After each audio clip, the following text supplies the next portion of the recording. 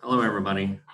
Memorial Day is a day unlike any other. Since 1868, we have come together in our communities, towns, and villages to place flowers and flags on the graves of those who have given their last full measure of devotion to our country. Today, we remember and honor those brave men and women who have paid the ultimate price for the sake of our freedom. We know their loved ones, their wives and mothers, and their children, and the friends who shall always miss them.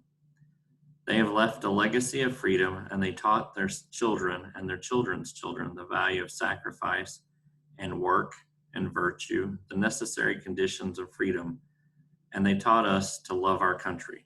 These men and women, soldiers, sailors, Marines, airmen, and Coast Guardsmen, have become our teachers, and the words and deeds of their lives remind us of human excellence, the things for which we stand, and the courage that is necessary to maintain those things. The essence of patriotism lies in a willingness to sacrifice for one's country, just as true greatness finds expression not in blessings enjoyed, but in good bestowed. We remember those brave heroes today because sacrifice is meaningless without remembrance. Freedom is not a gift, it is an earned benefit that was paid for by the blood of our heroes. We are in their debt, and it is our duty to thank and honor them. So today we pause to reflect on what has been given and sacrificed. Let us never forget. Ronald Reagan's speech on Memorial Day, 1986 at Arlington Cemetery rings true today as much as it did back then when I first heard it. Today is the day we put aside to remember fallen heroes and to pray that no heroes will ever have to die for us again. It's a day of thanks for the valor of others, a day to remember the splendor of America and those of her children who rest in the cemetery and others. It's a day to be with the family and remember.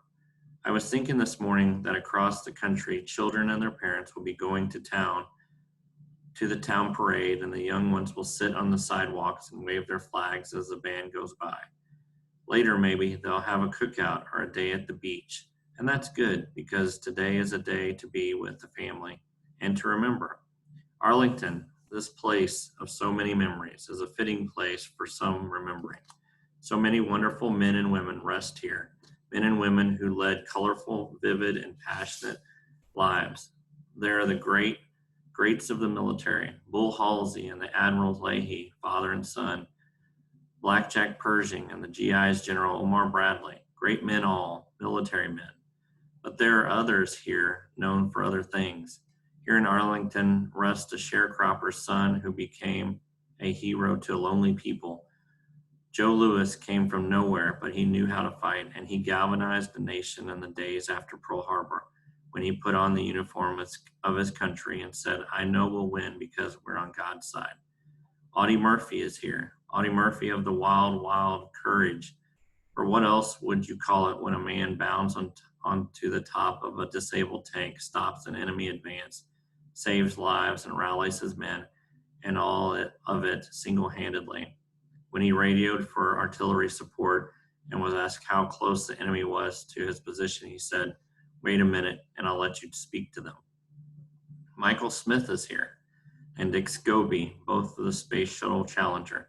Their courage wasn't wild, but thoughtful, the mature and measured courage of career professionals who took prudent risk for great reward, in their case, to advance the sum total knowledge of the world. They're only the latest to rest here. They join other great explorers with names like Grissom and Chaffee.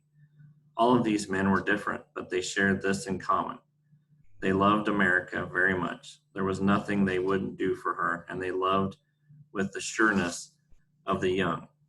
It's hard not to think of the young in a place like this, for it's the young who do the fighting and the dying when a peace fails and a war begins. And we owe them something, those boys.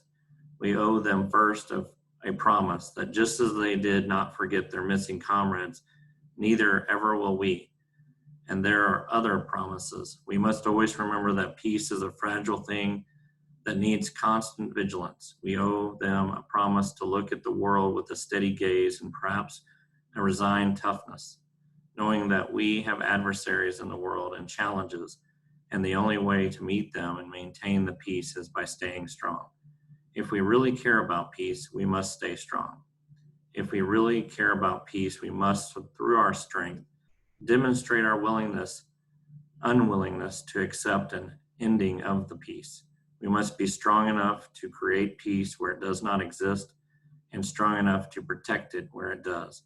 That's the lesson of this century, and I think of this day. And that's all I wanted to say. The rest of my contribution is to leave this great place to its peace, a peace it has earned. Thank you all. God bless you, and may God continue to bless the United States of America. And for all of our heroes, have a day full of memories.